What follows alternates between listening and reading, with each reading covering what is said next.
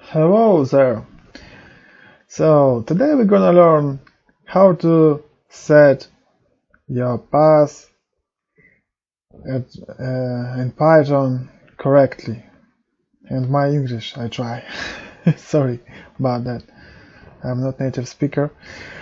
So what I mean by that,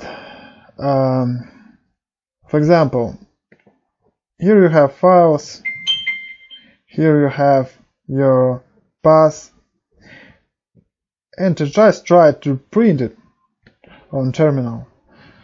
So I do it, and you can see the path is not correct, not proper, not correct.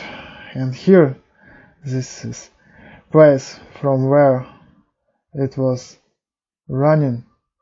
Alright, so how to set it correctly? What we do? We type something like this one. What it did, it set like default working directory. So we choose this one, then we put inside os path make directory.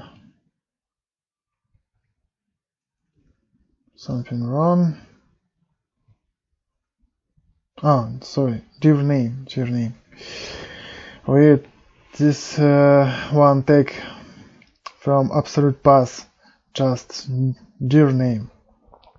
And here is absolute path, like this. Path, absolute path.